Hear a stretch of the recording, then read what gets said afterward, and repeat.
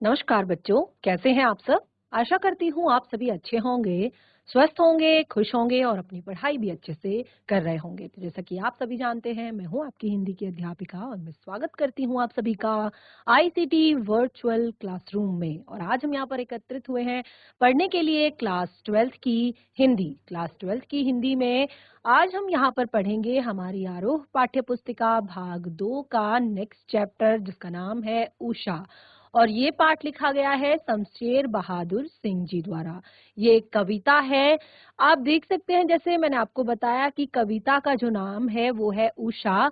तो उषा काल जो है प्रातः काल का समय होता है, यानी कि जब सूर्य उदय हो रहा होता है उस भोर को, उस समय को कहते हैं उषा काल। जिस समय सूर्य की जो लालिमा है, सूर्य जो है बिल्कुल एकदम से नहीं, किरणों के साथ नहीं निकलता, उसकी लालिमा चारों तरफ फैली हुई होती है। उस समय के दृश्य का यहाँ पर सुंदर चित्रण कवि द्वारा किया गया है और किस तरह की स्थितियां उस समय पर बनती हैं, कैसा लगता है वो सूर्योदय, कैसा लगता है वो समय, उसके बारे में यहाँ पर बहुत सुंदर तरीके से कवि ने इस कविता के द्वारा बताया गया है। तो चलिए चलते हैं स्मार्ट बोर्ड की तरफ, शुरू करते हैं अपने आज का सेशन।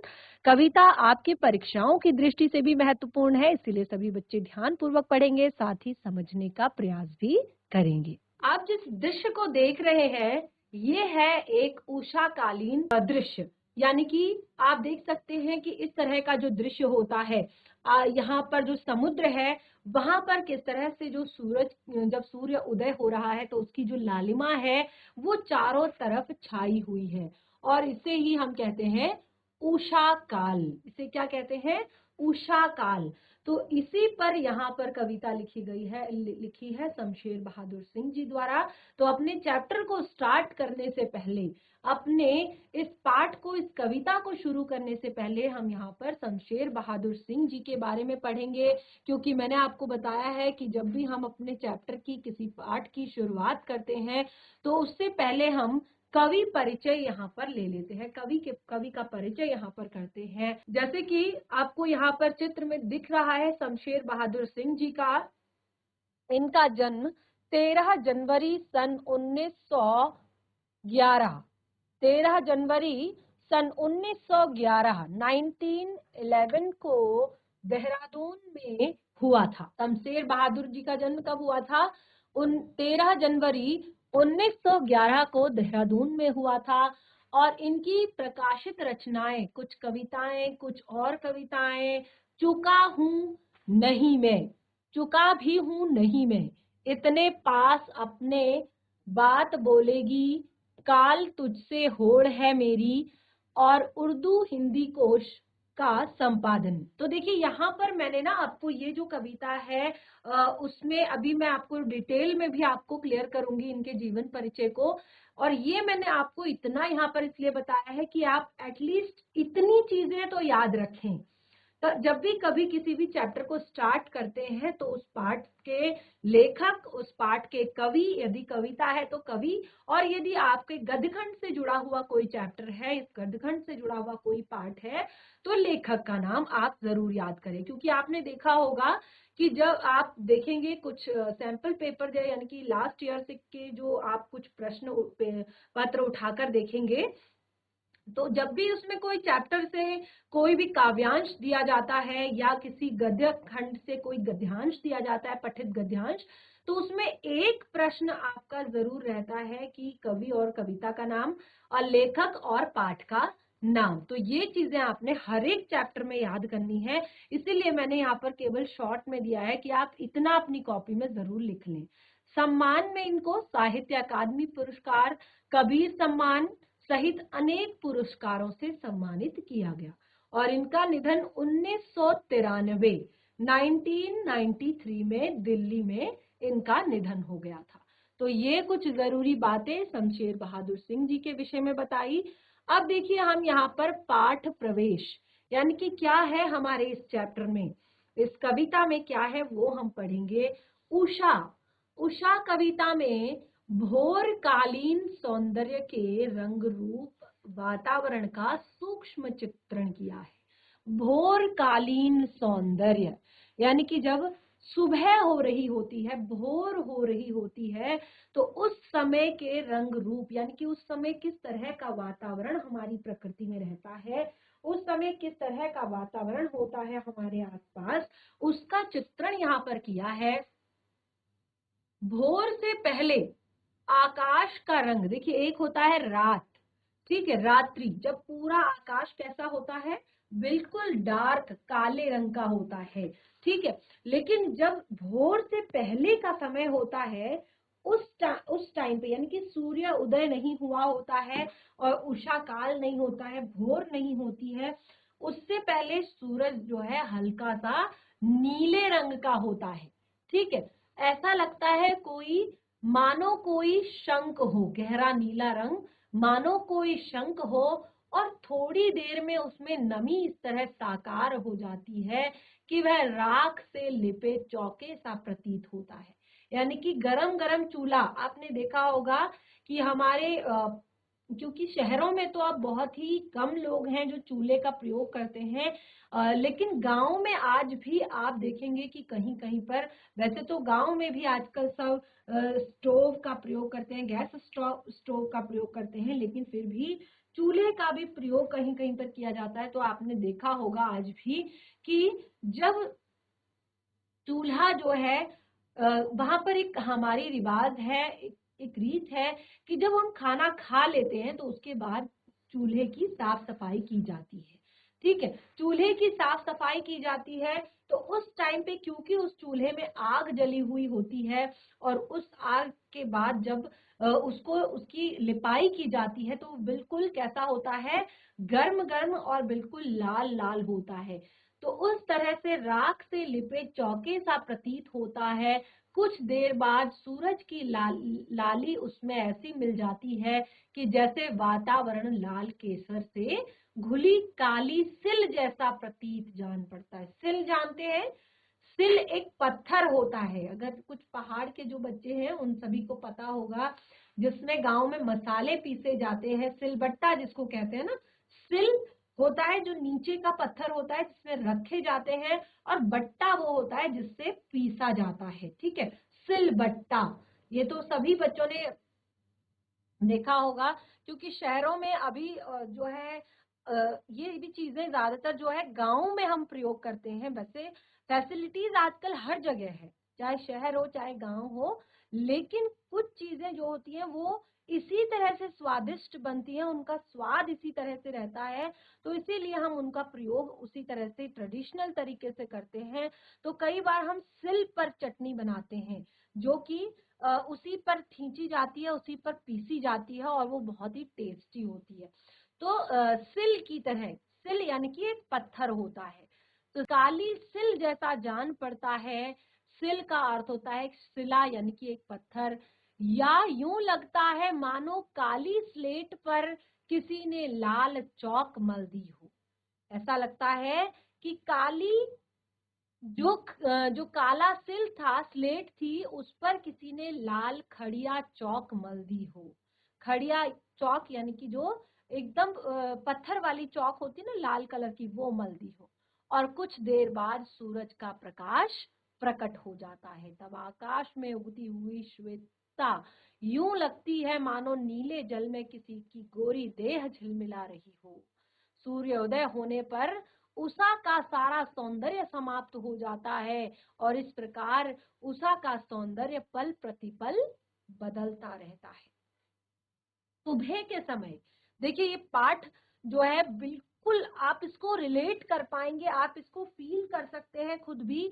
यदि सुबह के टाइम 5:30 बजे से, आजकल टाइम चेंज हो गया है, अब रातें थोड़ा थोड़ा बड़ी होने लगी हैं, तो 5 सवा 5 बजे से आप अगर 5 सवा 5 से पौने 6 बजे तक, ठीक है, 5:15 से पौने 6 या 6 बजे तक अगर आप देखेंगे, क्योंकि वो टाइम बहुत अच्छा होता है, फ्रेश एयर होती है, ताजी हवा होती है, सूर्योदय का दृश्य भी देख सकते हैं। काफी मन को एक मेडिटेशन, मतलब एक आपको बहुत ही मन को शांति देने वाला भी ये होता है, और काफी एकांत सा उस टाइम पे लगता है, कोई बहुत ज्यादा शोरगुल हल्ला नहीं होता है, तो काफी अच्छा वातावरण ये है। तो इस टाइम पे अगर आप निकलें बाहर, अपनी छत पर निकलें, अपने आंगन में निकलें और थोड़ा देर टहल लें और इस दृश्य को फील कर सकते हैं आप। 5:15 बजे से 6 बजे तक का जो ये समय है, और देखिए स्कूल का टाइम भी उसके बाद ही आपका होता है। ऐसा मैं नहीं कह रही हूँ कि आप स्कूल 8 बजे के टाइम पे आप सूर्योदय देखो।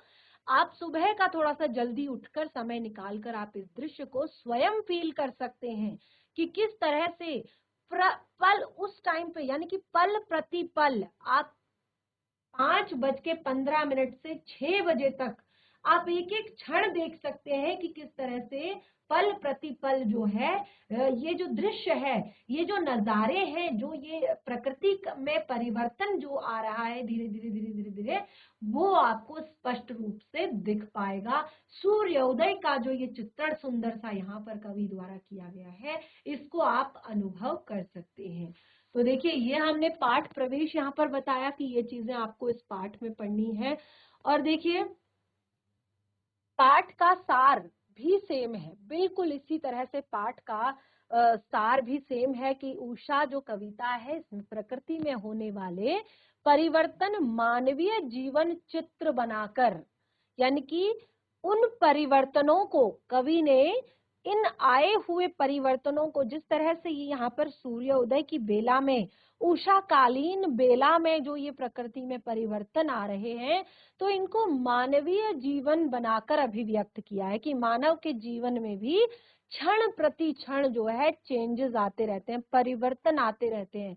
अब आप देखेंगे एक न्यू बॉर्न बेबी को, ठीक है, आप उसको देखेंगे कि आज वो 5 दिन का हो गया है, फिर वो 10 दिन का हो जाएगा, फिर वो 15 दिन का, 20 दिन का, 1 महीने का, 2 महीने का, तो धीरे धीरे आप उसमें चेंजेस देखेंगे, परिवर्तन देखेंगे कि अब वो थोड़ा सा पहचानने लगा है, अब वो थोड़ा सा पहले जैसे वो बहुत ज्यादा सोता था अब वो कम सोने लगा है, पहले वो केवल दूध पीता था अब वो थोड़ा बहुत जो है दाल पीता है, या धीरे धीरे फिर वो घुटनों के बल चलना सीखता है, फिर वो उंगली पकड़कर चलना सीखता है, फिर वो स्वयं चलना सीखता है, इसी तरह से बोलने की प्रक्रिया भी होती है, और इसी तरह से फिर धीरे धीरे वो स्कूल जाने लगता है और फिर क्लास दर क्लास वो आगे बढ़ता रहता है। इसी तरह से उसके लाइफ में भी परिवर्तन आते हैं, यानी कि पहले वो किशोरावस्था में होता है, फिर युवा अवस्था में आता है, फिर वो अपनी जॉब के को तलाशता है, अपना घर एक तरह से परिवार बसाता है,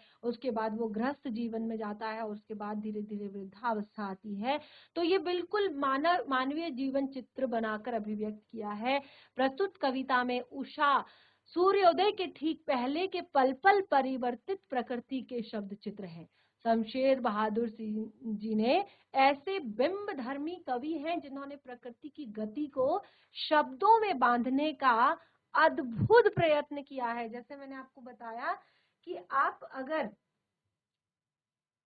क्लास में यहाँ पर जैसे मैं आपको बता रही हूँ कि सुबह के समय आप जो देखेंगे दृश्य, ठीक है ना, जो मैंने आपको बताया कि सुबह 5:15 से 6 बजे तक का जो प्रकृति में चेंजेस आ रहे हैं, किस तरह से सूर्योदय हो रहा है, और ये सूर्योदय का समय भी आप देखेंगे कि जिस तरह से हमारा ये विंटर्स नजदीक आ रही हैं, सर्दियां जो हैं अब आने वाली हैं, अगस्त चल रहा है, फिर सितंबर, फिर अक्टूबर, तो ये महीने दर महीने जब नवंबर तक आप देखेंगे कि पूरी तरह से चेंजेस आ जाएंगे सूर्योदय के समय में भी। जहां अभी 6, 6:15, 6 बजे सूर्योदय होता है, फिर 7 बजे सूर्योदय होगा, तो काफी ज्यादा अंतर भी आ जाता है।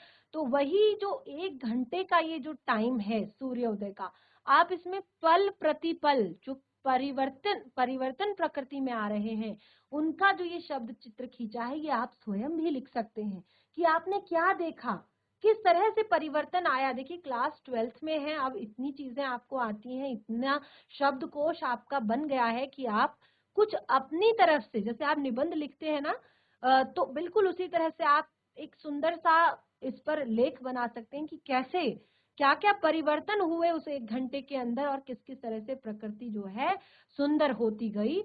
और फिर कवि भोर के आसमान का मूक दृष्ट को कहता है कि वो मूक दृष्टा नहीं है, वो भोर आसमान की गति को धरती के जीवन भरे हलचल से जोड़ने वाला सृष्टा भी है। वह इसीलिए वह सूर्योदय के साथ एक जीवंत परिवेश की कल्पना करता है। जो गांव की सुबह से जुड़ता है, वहां सिल है, राख से लिपा हुआ चौका है, स्लेट है कि कालिमा पर चौक से रंगते मलते अदृश्य बच्चों के नन्हे हाथ हैं। यह एक ऐसे दिन की शुरुआत है जहां रंग है, गति है, भविष्य की उजास है। देखिए यहाँ पर आसमान को भी बिल्कुल मूक नहीं कहा गया है कि वो शांत बैठा हुआ है, उसको जीवन से जोड़ा गया है। जैसे यहाँ पर क्या सुबह सुबह मैंने क्या बताया आपको कि खाना बनाने के पहले और खाना बनाने के बाद जो चूल्हा होता है उसकी लिपाई की जाती है। तो ये एक प्रकृति के साथ साथ मनुष्य के जीवन से भी जोड़ा गया है कि किस तरह से सूर्योदय के बाद मनुष्य अपने काम पर लग जाता है। और यहाँ पर स्लेट का जो चित्र बताया है कि जो एक कालिमा है, यानी कि जो अंधकार है, जो पढ़ा लिखा नहीं है, उस कालिमा पर चौक से अब रंग मलते, यानी कि अब शब्दों के रंग उसमें भरे जा रहे हैं। ऐसे अदृश्य बच्चों के नन्हे हाथों की बात यहाँ पर की है। और एक दिन की शुरुआत है, ये एक ऐसे दिन की शुरुआत है जहां पर गति है और भविष्य की उजास है, जहां पर भविष्य के आने वाले भविष्य में जो उजाला है उसकी बात की गई है और हर कालिमा को चीरकर आगे आने का एहसास कराती है उषा। कहते हैं ना, हर काली रात के बाद एक नया सवेरा आता है। यानी कि चलिए, अगर कभी जीवन में कुछ भूल हो गई, कुछ गलत हो गया, कुछ नहीं कर पाए, तो ऐसा नहीं कि सब कुछ खत्म हो गया है। एक आस होनी चाहिए जीवन में, क्योंकि जो सूर्य होता है, जो ये भोर होती है, ये हमें यही हमारे अंदर एक नई चेतना लाती है कि हमें रोज सुबह एक नई जिंदगी मिल रही है। कई बार आपने लोगों को कहते सुना होगा कि मनुष्य का जीवन तो एक बार मिलता है, ठीक है। मनुष्य का जीवन तो कहते हैं ना कि मनुष्य का जीवन तो एक बार मिलता है, लेकिन आपको चांसेस रोज मिलते हैं। आपको रोज मिलता है कि आप आज कुछ नया करें, आज कुछ अच्छा करें, आज कुछ मेहनत करें, आज कुछ ऐसा करें कि जिससे आपको बहुत ज्यादा लोग, एक तरह से लोगों में आपका नाम हो पॉजिटिवली, ठीक है। तो इस तरह से ये कविता बहुत ही सुंदर कविता है, बहुत सारी चीजें, बहुत बड़ी सीख ये कविता हमें देती है। तो सबसे पहले देखिए, हम यहाँ पर आज कविता को केवल थोड़ा सा रीड करेंगे, केवल थोड़ा सा पढ़ेंगे और उसके बाद नेक्स्ट केवल मैं यहाँ पर आपको थोड़ा सा इसका भावार्थ बताऊंगी और उसके बाद हम अपने नेक्स्ट जो हमारा सेशन होगा उसमें मैं पूरा आपको सब प्रसंग, व्याख्या और साथ ही इसका क्या विशेष है इस कविता में, और साथ ही इसके अर्थ ग्रहण संबंधित प्रश्नों को भी हम डिस्कस करेंगे। तो चलिए शुरू करते हैं कविता को। प्रातः नभ था बहुत नीला, प्रातः नभ था बहुत नीला शंख जैसे। प्रातः नभ, अब आप देखिए ये जो दृश्य यहाँ पर देखिए, ये आपको यहाँ पर मैं शॉर्ट में बताने के लिए कि अगर आप इस तरह से देखेंगे तो आपको और भी अच्छे से समझ आएगा और भी अच्छे से आप इसको समझ पाएंगे। इसीलिए इस तरह से यहाँ पर हम पढ़ेंगे। प्रातः नभ था बहुत नीला, शंख जैसे भोर का नभ। तो ये फर्स्ट वाला जो आप दृश्य देख रहे हैं, ये वाला दृश्य जो आप देख रहे हैं, इसमें आप देखिए कि अभी इसके थोड़ा देर बाद उषा काल आने वाला है। इसके थोड़ा सा देर बाद क्या आने वाला है? उषा काल। आप देख रहे हैं लालिमा जो है वो स्टार्ट हो चुकी है। तो ये शंख की तरह बिल्कुल नीला सा आसमान यहाँ पर दिखाई दे रहा है और ये है राख से लिपा हुआ चौका जो कि अभी गीला पड़ा है। राख से लिपा हुआ चौका, चौका की जहाँ पर चूल्हा जिस पर खाना बनाया जाता है, लेकिन वो अभी कैसा है? गीला है, सूखा नहीं है अभी पूरी तरह से। तो कैसा होता है? हल्का सा काला रंग का होता है और हल्का सा एक तरह से बिल्कुल धुंधला सा वो होता है। तो बिल्कुल वही चीजें बताई गई हैं कि प्रातः नभ था बहुत नीला, शंख जैसे भोर का नभ, राख से लिपा हुआ चौका अभी गीला पड़ा है। तो देखिए यहाँ पर क्या बताने की कोशिश की गई है। यहाँ पर बताया है कि जो आकाश का रंग है वो प्रातः काल में गहरा नीला शंख के समान था और उसके बाद धीरे धीरे भोर हुई और भोर के समय जो नीला रंग जो है वो मंदा पड़ गया, वातावरण में नमी दिखाई देने लगी और आकाश ना हो, ऐसा लग रहा था कि वो आकाश ना होकर बल्कि राख से लिपा हुआ कोई गीला चौका हो। और नमी के कारण ये गीलापन और जो रंग है वो राख सा थोड़ा सा गहरा दिखाई दे रहा था। आप दृश्य में देख सकते हैं। इसका अगला यहाँ पर शुरू करते हैं। बहुत काली सिल, बहुत काली सिल जरा से लाल केसर से, ऐसा लगता है कि जैसे बहुत काली सिल जला से लाल केसर से जैसे घुल घुल गई हो, स्लेट पर या लाल खड़िया चौक से मल दी हो किसी ने। तो ये आप देख सकते हैं नीचे वाला दृश्य जो है इसको इस सिल से कंपेयर किया गया है।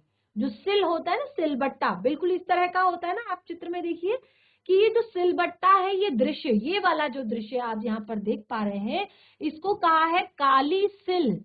बहुत काली सिल जरा से लाल केसर से। तो अब ये वाले दृश्य को देखिए कि किस तरह से जो लालिमा है वो छा चुकी है, किस तरह से ऐसा लगता है कि काली सिल पर जरा सी केसर जो है रगड़ दी हो। और केसर का कलर आप देखेंगे कितना सुंदर होता है, कितना प्यारा होता है। उसको अगर जरा सी घिस दिया जाए तो वो अपना पूरा कलर, अपनी लालिमा जो है छोड़ देता है। स्लेट की जैसे घुल गई हो, स्लेट पर या लाल खड़िया चौक मल दी हो किसी ने। ऐसा लगता है कि ये, या फिर इसको काली सिल कहो, या फिर इसको कहो जो काली एक स्लेट होती है ना, ब्लैक कलर की स्लेट आपने देखी होगी जब आप छोटे होंगे। वैसे तो आप लोगों के समय पर नहीं थी ये चीजें, तो जब हमारे माता पिताजी स्कूल जाते थे उस टाइम पे ये सारी चीजें यूज की जाती थी।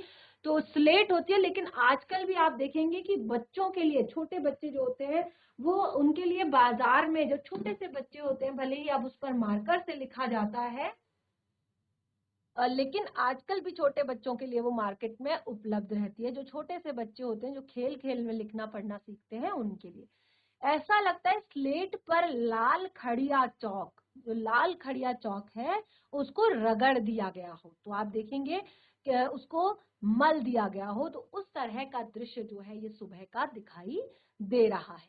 तो देखिए, भोर के झुटपुट अंधेरों में और सूरज की उगती उगती हुई लालिमा का मिश्रण ऐसा लगता है कि मानो कोई गहरी काली सिल थी और थोड़े से लाल केसर से वो घुल गई हो।